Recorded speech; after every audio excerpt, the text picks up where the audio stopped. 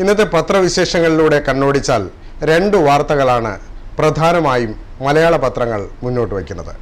അതിലൊന്ന് എല്ലാ പ്രേക്ഷകരും അറിയുന്നത് പോലെ തന്നെ കേരള രാഷ്ട്രീയത്തിലെ ഏറ്റവും പ്രധാനപ്പെട്ട ചില വിവാദങ്ങൾ, കെ എം മാണിയുമായി ബന്ധപ്പെട്ട് ഉയർന്നു വന്നിട്ടുള്ള പുതിയ വിവാദങ്ങൾ, PC ജോർജിൻ്റെ രാജി, ഇതൊക്കെയാണ് മലയാള പത്രങ്ങൾ മുന്നോട്ട് വയ്ക്കുന്ന കേരള രാഷ്ട്രീയത്തിലെ പ്രധാനപ്പെട്ട വിശേഷങ്ങൾ. പക്ഷെ അതിനേക്കാൾ ഉപരി എല്ലാ പത്രങ്ങളും ലീഡാക്കി മാറ്റിയിരിക്കുന്ന ഒരു പ്രധാന വാർത്ത ആം ആദ്മിയുമായി ബന്ധപ്പെട്ട വാർത്തയാണ്. ആം ആദ്മിയിലെ തമ്മിലടി 2-3 ദിവസമായി ഒരുപക്ഷെ ദേശീയ രാഷ്ട്രീയം ചർച്ച ചെയ്തുകൊണ്ടിരിക്കുകയാണ്. അതിൽ പ്രധാനപ്പെട്ട ഒന്നാണ് ഇന്ന് പ്രധാനപ്പെട്ട മുഖ്യ പത്രങ്ങളെല്ലാം മുഖ്യ വാർത്തയാക്കിയിരിക്കുന്നത്. യാദവും ഭൂഷണും പുറത്ത് എന്നാണ് ഇന്ന് മാതൃഭൂമി മുന്നോട്ട് വയ്ക്കുന്ന വാർത്ത. ആം ആദ്മിയിൽ കലാപം, മേധാ പട്കർ രാജിവെച്ചു എന്നാണ് അവർ പ്രധാന വാർത്ത നൽകിയിരിക്കുന്നത്. ആം ആദ്മി പാർട്ടി ദേശീയ നിർവാഹക സമിതിയിൽ മുതിർന്ന നേതാക്കളായ പ്രശാന്ത് ഭൂഷൺ, യോഗേന്ദ്ര യാദവ്, പ്രൊഫസർ ആനന്ദ് കുമാർ, അമിത്ഷാ എന്നിവരെ പുറത്താക്കി. ശനിയാഴ്ച രാത് പാർട്ടിയുടെ പരമാധികാര സമിതിയായ ദേശീയ കൗൺസിൽ യോഗത്തിൽ നാടകീയമായി നടന്ന വോട്ടെടുപ്പിലൂടെയാണ് 4 പേരെയും 21 അംഗ നിർവാഹക സമിതിയിൽ നിന്ന് നീക്കിയത്. ഇവരെ നേരത്തെ രാഷ്ട്രീയകാര്യ സമിതിയിൽ നിന്നും ഒഴിവാക്കിയിരുന്നു. സാങ്കേതികമായി ഇവർക്ക് വളണ്ടിയർ അംഗത്വം ഉണ്ടാകും എന്ന് വാർത്തയുടെ വിശദാംശത്തിൽ പറയുന്നു. ആം ആദ്മി പാർട്ടി മറ്റു പാർട്ടികളുടെ ഒരു രൂപഘടനയല്ല ആ പാർട്ടിക്കുള്ളത്. അതുകൊണ്ട് തന്നെ അതിൻ്റെ ഉള്ളിൽ ഒരു വോട്ടെടുപ്പ് നടത്തിക്കൊണ്ടാണ് ദേശീയ നിർവാഹക സമിതിയിൽ നിന്നും 2 അംഗങ്ങളെ പുറത്താക്കിയിരിക്കുന്നത്. ഒരുപക്ഷെ ആം ആദ്മി പാർട്ടിയുടെ ആയുസിനെ സംബന്ധിച്ചോ അല്ലെങ്കിൽ ആ പാർട്ടിയുടെ ഭാവിയെ സംബന്ധിച്ചോ ഒക്കെ 2 മാസം കഴിയുമ്പോൾ തന്നെ അധികാരമേറ്റ ഡൽഹി രാഷ്ട്രീയത്തിൽ വലിയ തോതിൽ വീണ്ടും ചൂലെടുത്ത് രാഷ്ട്രീയ അധികാരത്തിൽ വരികയും ആ രാഷ്ട്രീയ അധികാരത്തിൽ നിലനിൽക്കുന്ന ഒരു പുതിയ രാഷ്ട്രീയ നവോത്ഥാനം ഉണ്ടാകുമെന്ന് പൊതുവെ പ്രവചിതാക്കൾ പറഞ്ഞിരുന്നത് പോലെ ഒക്കെ മാറ്റം വരുത്തുകയൊക്കെ ചെയ്തിരുന്നുവെങ്കിലും ഒടുവിലതായി ഇപ്പോൾ 2 മാസത്തിനുള്ളിൽ തന്നെ ആ പാർട്ടിയിൽ ആഭ്യന്തര കലഹമുണ്ടായിരിക്കുന്നു.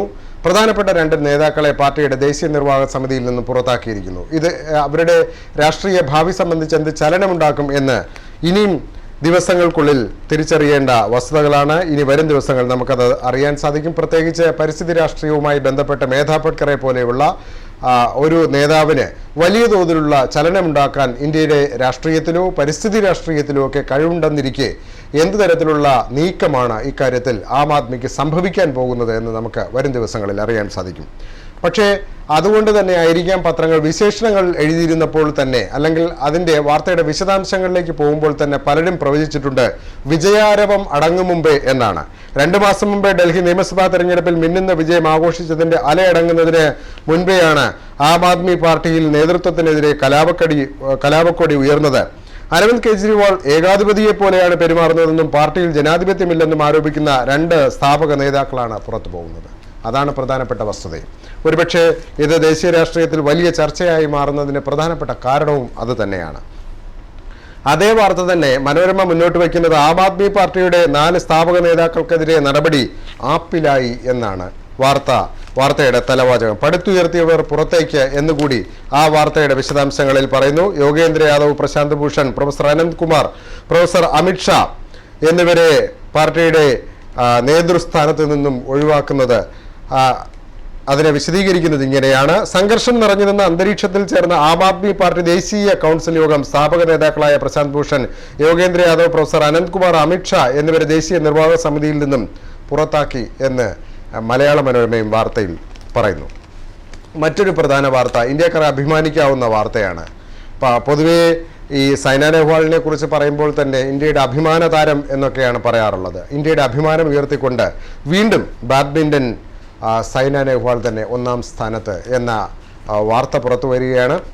അതിൽ 1ാം റാങ്കിലെത്തുന്ന ആദ്യ ഇന്ത്യൻ വനിതയാണ് എന്ന വാർത്തയുടെ വാർത്ത ചിത്രത്തോടു കൂടി തന്നെ മലയാള മനോരമ 1ാം പേജിൽ ഏറ്റവും ഹൈലൈറ്റഡ് വാർത്തയായി നൽകുന്നുണ്ട്. വാർത്തയുടെ വിശദാംശം ഇങ്ങനെ: പ്രകാശ് പദുക്കോണിന് ശേഷം ലോക ബാഡ്മിൻ്റന്റെ നെറുകയിലേക്ക് വീണ്ടും ഒരു ഇന്ത്യൻ സ്മാഷ്. വനിതാ റാങ്കിങ്ങിൽ 1ാം സ്ഥാനത്തേക്ക് കയറിയ സൈന ഈ നേട്ടം കൈവരിക്കാൻ ആദ്യ ഇന്ത്യക്കാരിയായി. ന്യൂഡൽഹിയിൽ നടക്കുന്ന ഇന്ത്യ ഓപ്പണിൽ ലോക ചാമ്പ്യൻ സ്പെയിനിന്റെ കരോലിന മെറിൻ സെമിഫൈനലിൽ തോറ്റതോടെയാണ് സൈന 1ാം റാങ്കിലെത്തിയത്. തൊട്ടുപിന്നാലെ 2ാം സെമിഫൈനലിൽ ജപ്പാന്റെ ഹഷിമോട്ടോയെ തോൽപ്പിച്ച് സൈന ഫൈനലിൽ കടക്കുകയും ചെയ്തു. തായ്ലൻഡിലെ തായ് റാച്നോവുമായാണ് ഇന്ന് ഫൈനൽ നടക്കുന്നതെന്നും വാർത്തയുടെ വിശദാംശത്തിൽ പറയുന്നു. എന്തായാലും ഇന്ത്യക്കാർക്ക് പ്രത്യേകിച്ച് അഭിമാനിക്കാം. പരസ്യചിത്രങ്ങളിലൊക്കെ സൈന വലിയ താരമാണെങ്കിൽ തന്നെ കൊച്ചുകുട്ടികളുടെ ഉള്ളിൽ വലിയ താരമായി വളരാൻ തക്ക ശേഷിയിലേക്ക് സൈന തൻ്റെ റാങ്കിങ് നിലനിർത്തിയിരിക്കുന്നു എന്നുകൂടിയാണ് വരുന്ന തലമുറയ്ക്ക് വലിയൊരു പ്രചോദനമായി തന്നെ സൈനയുടെ കഴിവുകൾ വളരട്ടെ എന്ന് നമുക്ക് ആശംസിക്കാം. മറ്റൊരു പ്രധാന വാർത്ത ഹജ്ജ് വിമാന സർവീസുകളുമായി ബന്ധപ്പെട്ടാണ്. ഹജ്ജ് വിമാന സർവീസുകൾ നെടുമ്പാശ്ശേരിയിൽ നിന്ന് എന്ന് മാതൃഭൂമി വാർത്ത മുന്നോട്ട് വയ്ക്കുന്നു. അതിൽ പ്രധാനപ്പെട്ട ഒരു വിഷയമുള്ളത് നേരത്തെ കരിപ്പൂരിലേക്ക് നൽകിയ കൊട്ടേഷൻ റദ്ദാക്കിക്കൊണ്ടാണ് വ്യോമയാന മന്ത്രാലയം നെടുമ്പാശ്ശേരിയിലേക്ക് പുതിയ കൊട്ടേഷൻ ക്ഷണിച്ചിരിക്കുന്നത് എന്നാണ്.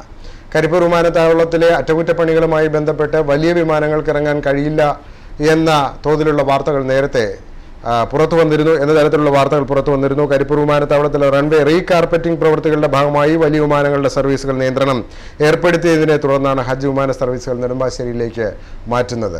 രണ്ട് തരത്തിലാണ്. ഒരുപക്ഷെ വടക്കൻ മലബാറിൽ നിന്നുള്ള ഹജ്ജ് തീർത്ഥാടകർ ഇനി നെടുമ്പാശ്ശേരിയിലേക്ക് എത്തേണ്ടി വരും. നെടുമ്പാശ്ശേരിയിൽ നിന്ന് മാത്രമേ സൗദിയിലേക്ക് അതല്ലെങ്കിൽ ഹജ്ജ് തീർത്ഥാടനത്തിന് പോകാൻ സാധ്യമാവുകയുള്ളൂ എന്നതാണ്. നേരത്തെ തന്നെ ഇതൊരു റീ അറേഞ്ച്മെന്റ് നടത്തേണ്ടി വരുമെന്ന് മന്ത്രി പി കെ കുഞ്ഞാലിക്കുട്ടിയും മറ്റും സൂചന നൽകിയിരുന്നു. എന്നാൽ അത്തരത്തിലൊരു മാറ്റം തന്നെയാണ് സംഭവിച്ചിരിക്കുന്നത്. ഹജ്ജ് വിമാന സർവീസുകൾ മാറ്റം വരുത്തുന്നത് തീർത്ഥാടകരെ സംബന്ധിച്ചിടത്തോളം അതൊരു വലിയ വാർത്ത കൂടിയാണ്. ഇന്ന് ലോകം ഉറ്റുനോക്കുന്ന ഒരു വാർത്ത കൂടിയുണ്ട്. അത് നമുക്കറിയാം, യമനിൽ നടക്കുന്ന സൈനിക നീക്കവുമായി ബന്ധപ്പെട്ടാണ്. യമനിലെ ഹൂതി വിമതർ അവിടുത്തെ രാജാവിനെതിരെ പ്രസിഡന്റിനെതിരെ നടത്തിയ സൈനിക നീക്കം, അവിടുന്ന് ലക്ഷക്കണക്കിന് ആളുകൾ പലായനം ചെയ്യുന്നു തുടങ്ങിയിട്ടുള്ള വാർത്തകൾ പുറത്തു വരികയാണ്. ഇക്കാര്യത്തിൽ ഗൾഫിൽ നിന്നിറങ്ങിയ എല്ലാ പത്രങ്ങളും ഒന്നാം പേജ് വാർത്തയായി നൽകിയിരിക്കുന്നത് ഇത് തന്നെയാണ്. വാർത്ത നൽകിയിരിക്കുന്നത് ഇക്കാര്യത്തിൽ നാഷണൽ നൽകിയിരിക്കുന്ന പ്രധാനപ്പെട്ട വാർത്ത strikes on Houthis until they surrender എന്നാണ്. ഇക്കാര്യത്തിൽ സൗദി അത്തരമൊരു പ്രഖ്യാപനം നൽകിക്കഴിഞ്ഞു. സൗദി പറഞ്ഞിരിക്കുന്നതും അങ്ങനെ തന്നെയാണ്. സൗദി രാജാവായ കിങ് സൽമാൻ പറഞ്ഞിരിക്കുന്നത് എപ്പോഴാണോ ഹൂതി വിമതർ തങ്ങൾ കീഴടങ്ങുന്നു എന്ന് പ്രഖ്യാപിക്കുന്നത് അതുവരെ യുദ്ധം തുടരും എന്നാണ്. ഇക്കാര്യത്തിൽ സംയുക്ത സൈനിക നീക്കം തുടരും എന്ന വാർത്ത മലയാള പത്രങ്ങളും മുന്നോട്ട് വയ്ക്കുന്നു. യമൻ വ്യോമ മേഖല പൂർണ്ണമായും സൗദി നിയന്ത്രണത്തിൽ എന്ന വാർത്ത മാതൃഭൂമി മുന്നോട്ട് വയ്ക്കുന്നു. യമനിൽ സൗദി അറേബ്യയുടെ നേതൃത്വത്തിൽ അറബ് രാഷ്ട്രങ്ങൾ നടത്തുന്ന സൈനിക നടപടി അവസാനിപ്പിക്കാൻ 6 മാസമെങ്കിലും വേണ്ടിവരും. യമനിലെ വ്യോമ മേഖല പൂർണ്ണമായും സൗദി റോയൽ ഫോഴ്സിന്റെ നിയന്ത്രണത്തിലാണെന്ന് സൗദി അറേബ്യ പ്രതിരോധ വൃത്തങ്ങൾ അറിയിച്ചു എന്ന് മാതൃഭൂമി വാർത്ത പറയുന്നു. 100 പോർ വിമാനങ്ങളും 1.5 ലക്ഷം സൈനികരുമാണ് സൗദി അറേബ്യയിൽ വിന്യസിച്ചിരിക്കുന്നത്. പ്രതിരോധ മന്ത്രി അമീർ മുഹമ്മദ് ബിൻ സുൽത്താൻ സൈനിക നടപടിക്ക് നേരിട്ട് നേതൃത്വം നൽകുന്നു. വിദേശ നയതന്ത്ര പ്രതിനിധികളെ ഉൾപ്പെടെ കൊണ്ടുവരാൻ 2 പടക്കപ്പലുകൾ സൗദി അയച്ചിട്ടുണ്ട്. ആദ്യ സംഘം ഞായറാഴ്ചയോടെ ഇന്നത്തോടെ ജിദ്ദയിലെത്തും എന്ന് വാർത്ത കൂടിയാണ് മാതൃഭൂമി മുന്നോട്ട് വയ്ക്കുന്നത്. എല്ലാ മലയാള പത്രങ്ങളും ഒന്നാം പേജിൽ തന്നെ യമനിലെ സൈനിക നടപടി സംബന്ധിച്ചുള്ള വാർത്ത നൽകിയിട്ടുണ്ട്. മലയാള മനോരമ നൽകുന്ന വാർത്ത ഇങ്ങനെയാണ്: യമൻ ഇന്ത്യക്കാരെ ഒഴിപ്പിച്ചു തുടങ്ങി എന്നാണ് വാർത്ത മുന്നോട്ട് വയ്ക്കുന്നത്. NTV-യിലൂടെയും മറ്റും ഇതിൻ്റെ വിശദാംശങ്ങൾ ഒരുപക്ഷെ പ്രേക്ഷകർ എന്നും അറിയുന്നുണ്ടാവും. കഴിഞ്ഞ ദിവസവും ഇത് സംബന്ധിച്ച് ഇന്ത്യക്കാരെ ഒഴിപ്പിച്ചു തുടങ്ങിയ വാർത്ത NTV വാർത്തയിലൂടെ നിങ്ങൾ അറിഞ്ഞു കാണും. 2 കപ്പൽ പുറപ്പെട്ടു എന്ന് മുഖ്യമന്ത്രി പറഞ്ഞ വാർത്ത കൂടി മലയാള മനോരമ ഇന്ന് പത്രത്തിൽ നൽകിയിട്ടുണ്ട്. യമനിലെ ആഭ്യന്തര യുദ്ധത്തിൽ കുടുങ്ങിപ്പോയ മലയാളികൾ ഉൾപ്പെടെ ഇന്ത്യക്കാരെ രക്ഷിക്കാൻ 2 കപ്പലുകൾ അവിടേക്ക് അയച്ചതായി മുഖ്യമന്ത്രി ഉമ്മൻചാണ്ടിയെ വിദേശകാര്യമന്ത്രി സുഷമ സ്വരാജ് അറിയിച്ചു എന്ന വാർത്ത മലയാള മനോരമ നൽകുന്നുണ്ട്. യമനിൽ ഹൂതി വിമതരും സൗദി അറേബ്യയുടെ നേതൃത്വത്തിലുള്ള ദശരാഷ്ട്ര സഖ്യവും തമ്മിലുള്ള പോരാട്ടം ശക്തമാകുന്നതിനിടെ രാജ്യത്തുള്ള ഇന്ത്യക്കാരെ ഒഴിപ്പിച്ചു തുടങ്ങി. ആദ്യഘട്ടമായി തലസ്ഥാനമായ സനായിൽ നിന്ന് 80ഓളം ഇന്ത്യക്കാരെ യമനിയ എയർവേസ് വിമാനത്താവളത്തിൽ ആഫ്രിക്കയിലെ ജിബൂട്ടിയിലെത്തിക്കാനാണ് നീക്കം നടക്കുന്നത്. അവിടെ നിന്ന് നാട്ടിലെത്തിക്കും. സംഭവവികാസങ്ങൾ നിരീക്ഷിക്കാനും ആവശ്യമായ സഹായം എത്തിക്കാനുമായി ഡൽഹിയിൽ 24 മണിക്കൂറും പ്രവർത്തിക്കുന്ന കൺട്രോൾ റൂം തുറന്നിട്ടുണ്ട് എന്ന് വാർത്തയുടെ വിശദാംശത്തിൽ പറയുന്നു. ഇന്ത്യക്കാരെ ഒരുപക്ഷെ യമനിൽ നിന്ന് നാട്ടിലെത്തിക്കുക എന്ന ശ്രമകരമായൊരു ജോലിയായിരിക്കും. പ്രത്യേകിച്ച് സംഘർഷ സാധ്യത ഉള്ളതിനാൽ തന്നെ വിമാനത്താവളങ്ങളെല്ലാം അടച്ചിട്ടിരിക്കുകയാണ്. ജിബൂട്ടിയിൽ ഇവരെ എത്തിക്കുക എന്നുള്ളത് തന്നെയാണ് പ്രധാനപ്പെട്ട ഇന്ത്യൻ ദൗത്യം. അത് വിജയിച്ചു കഴിഞ്ഞാൽ യമനിൽ ജോലി ചെയ്യുന്ന നഴ്സുമാരടക്കമുള്ള ലക്ഷക്കണക്കിന് വരുന്ന ഇന്ത്യക്കാർ, അതല്ലെങ്കിൽ ആയിരക്കണക്കിന് വരുന്ന ഇന്ത്യക്കാർ, അതിൽ തന്നെ 100 കണക്കിന് വരുന്ന മലയാളികൾ, ഇവരൊക്കെ നാട്ടിലെത്തും എന്ന് നമുക്ക് പ്രതീക്ഷിക്കാം. ഏതാണ്ട് 4500ഓളം ഇന്ത്യക്കാർ യമനിലുണ്ട് എന്നാണ് പൊതുവെ ലഭ്യമായിരിക്കുന്ന വിവരം. അതിൽ തന്നെ ഏതാണ്ട് 600ഓളം മലയാളികൾ ഉൾപ്പെടുന്നു എന്ന് പറയപ്പെടുന്നു. അതിൽ നഴ്സുമാരുടെ എണ്ണം ഏതാണ്ട് 250ഓളം വരും എന്നാണ് ഒടുവിൽ ലഭ്യമാകുന്ന കണക്കുകൾ. അങ്ങനെയാണെങ്കിൽ തന്നെ ഇവരൊക്കെ നാട്ടിലെത്തുക എന്നുള്ളത് തന്നെയാണ് ഒരുപക്ഷെ നാട്ടിൽ ഉള്ള ബന്ധുക്കളെല്ലാം കാത്തിരിക്കുന്ന പ്രധാനപ്പെട്ട വസ്തുത. മറ്റൊരു വാർത്ത മുന്നോട്ട് വയ്ക്കുന്നത് ഇന്ത്യയിൽ നിന്നുള്ള വാർത്ത. ഒരുപക്ഷെ ഇന്ത്യയിലെ പ്രതിരോധ സംവിധാനങ്ങൾക്കും അതുപോലെ തന്നെ നമ്മുടെ തന്നെ ബഹിരാകാശ സംവിധാനങ്ങൾക്കുമൊക്കെ അഭിമാനമുയർത്തുന്ന ഒരു വാർത്ത കൂടി പുറത്തു വരികയാണ്. ചിറകു വിരിക്കുന്നു നമ്മുടെ ഗതിനിർണയ സംവിധാനം എന്ന്. നാലാമത്തെ ഉപഗ്രഹ വിക്ഷേപണം INNRS ഇന്ത്യൻ ഗതിനിർണയ സംവിധാനത്തിലെ 4ാം ഉപഗ്രഹമായ IRNSS-1D വിജയകരമായി ഭ്രമണപഥത്തിൽ എത്തി എന്ന വാർത്ത മലയാള മനോരമയാണ് നൽകുന്നത്. സംവിധാനവും Indian regional navigation satellite system എന്നാണ് അതിനെ പറയുക. ഇതോടെ പ്രവർത്തനക്ഷമമാകും. ഇന്ത്യക്ക് പുറമെ പാകിസ്ഥാനും ചൈനയും ഇന്ത്യൻ മഹാസമുദ്ര ഭാഗങ്ങൾ ഉൾപ്പെടെ 1500 കിലോമീറ്റർ ചുറ്റളവ് നിരീക്ഷണ പരിധിയിൽ വരുന്ന പുതിയ ഗതിനിർണയ സംവിധാനമാണ് ISRO ഇത് ആകാശത്തെത്തിച്ചിരിക്കുന്നത്. ശ്രീഹരിക്കോട്ടയിലെ സതീഷ് ധവാൻ സ്പേസ് സെന്ററിൽ നിന്ന് ഇന്നലെ വൈകിട്ട് 5:19 ഈ ഗതിനിർണയ സംവിധാനത്തെ ബഹിരാകാശത്ത് എത്തിച്ചത് എന്ന വാർത്തയുടെ വിശദാംശത്തിൽ പറയുന്നു. എന്തായാലും ബഹിരാകാശ സംവിധാനങ്ങളെ സംബന്ധിച്ചിടത്തോളം ഇന്ത്യയുടെ അഭിമാനമുയർത്തുന്ന നേട്ടങ്ങൾ തുടരുകയാണ്. ഒന്നിനു പുറമെ ഒന്നായി മംഗൾയാന് പുറമെ ഒന്നൊന്നായി നമ്മുടെ ഗതിനിർണയ സംവിധാനം ഉൾപ്പെടെയുള്ള പുതിയ കണ്ടുപിടുത്തങ്ങളും പുതിയ തരത്തിലുള്ള സംവിധാനങ്ങളുമൊക്കെ ഇന്ത്യ ബഹിരാകാശത്തെത്തിക്കുമ്പോൾ, അന്യദേശത്ത് നിൽക്കുമ്പോൾ ഓരോ മലയാളിക്കും അല്ലെങ്കിൽ ഓരോ ഇന്ത്യക്കാരനും അഭിമാനിക്കാവുന്ന വസ്തുത കൂടിയായി മാറുകയാണ്. മറ്റൊരു പ്രധാനപ്പെട്ട വാർത്ത ലോകം ഉറ്റുനോക്കുന്ന ലോക കപ്പ് ക്രിക്കറ്റ് കിരീടം പോരാട്ടമാണ്. സംശയിക്കേണ്ട ഇക്കാര്യത്തിൽ ലോക കിരീടം തേടി ഇന്ന് അയൽപ്പോര് എന്നാണ് പറഞ്ഞിരിക്കുന്നത്. ഒരുപക്ഷെ ഇന്ത്യ കൂടി ഈ പോരാട്ടത്തിനുണ്ടായിരുന്നുവെങ്കിൽ നമ്മുടെ മലയാള പത്രങ്ങളുടെ എല്ലാം 1ാം പേജിലെ ഏറ്റവും പ്രമുഖമായ വാർത്തകളിൽ ഒന്നായി അത് മാറുമായിരുന്നു എന്നുള്ള കാര്യത്തിൽ തർക്കമില്ല. എവിടെയോ ഇന്ത്യ നിരാശപ്പെട്ട് മടങ്ങേണ്ടി വന്നു. സെമിഫൈനലിൽ പോരാടിയാണെങ്കിലും ഒരുപക്ഷെ സെമിഫൈനലിൽ ഇന്ത്യക്ക് മടങ്ങേണ്ടി വന്നു. അങ്ങനെയാണെങ്കിലും ആ ക്രിക്കറ്റിൻ്റെ പോരാട്ട വീര്യമൊട്ടും കുറയുന്നില്ല. മലയാളത്തിൽ അല്ലെങ്കിൽ മലയാളികൾക്ക് ആ കാഴ്ച കാണാനുള്ള ആവേശത്തിന് ഒരല്പം കുറവ് വന്നിട്ടുണ്ട്. ഇന്ത്യക്കാർ പിന്മടങ്ങി എന്നുള്ളത് കൊണ്ട് ഇന്ത്യക്കാരായ കാഴ്ചക്കാർക്ക് ഒരല്പം പിന്മാറ്റം സംഭവിച്ചിട്ടുണ്ട്. അതുകൊണ്ടായിരിക്കണം മലയാള പത്രങ്ങളെല്ലാം തന്നെ ഏതാണ്ട് ദേശീയ തലത്തിലിറങ്ങിയ ദേശീയ പത്രങ്ങളുമൊക്കെ UAE ഇല്ലാത്തത് കൊണ്ട് ഒരുപക്ഷെ UAE നിന്നിറങ്ങിയ ഇംഗ്ലീഷ് പത്രങ്ങൾക്കും ഇന്ത്യയിൽ നിന്നിറങ്ങിയ ദേശീയ പത്രങ്ങൾക്കും മലയാള പത്രങ്ങൾക്കും എല്ലാം വലിയ തോതിൽ ആവേശമൊന്നും ഉണ്ടാക്കിയില്ലെങ്കിലും 1ാം പേജിൽ ചെറിയ തോതിലെങ്കിലും ആ വാർത്ത നൽകിയിട്ടുണ്ട്. വാർത്ത ഇങ്ങനെയാണ്. മനോരമ നൽകുന്ന വാർത്ത ഇങ്ങനെയാണ്: ലോക കിരീടം തേടി ഇന്ന് അയൽപ്പോര്. ഏകദിന ക്രിക്കറ്റിലെ ലോക കിരീടത്തിനായി അയൽക്കാർ തമ്മിൽ ഇന്ന് പോരടിക്കും. ലോകകപ്പിന്റെ ആതിഥേയരായ ഓസ്ട്രേലിയയും ന്യൂസിലാൻഡും തമ്മിലുള്ള മത്സരം ഇന്ത്യൻ സമയം രാവിലെ 9 മണിക്ക് തുടങ്ങും. സ്റ്റാർ സ്പോർട്സ് ചാനലിൽ ഇത് തത്സമയം കാണാമെന്ന് പറഞ്ഞിട്ടുണ്ട്. 7ാം തവണയാണ് ഓസ്ട്രേലിയ ലോകകപ്പ് ഫൈനലിൽ എത്തുന്നത്. മറ്റൊരു ടീം മൂന്ന് വട്ടം ഫൈനലിനപ്പുറം കളിച്ചിട്ടില്ല. എന്നാൽ ന്യൂസിലാൻഡ് ആദ്യമായാണ് ഫൈനലിൽ കളിക്കുന്നത് എന്ന വാർത്തയും മലയാള മനോരമ മുന്നോട്ട് വയ്ക്കുന്നു. മാതൃഭൂമിയും ഏതാണ്ട് സിംഗിൾ കോളം വാർത്ത തന്നെയാണ് നൽകിയിരിക്കുന്നത്.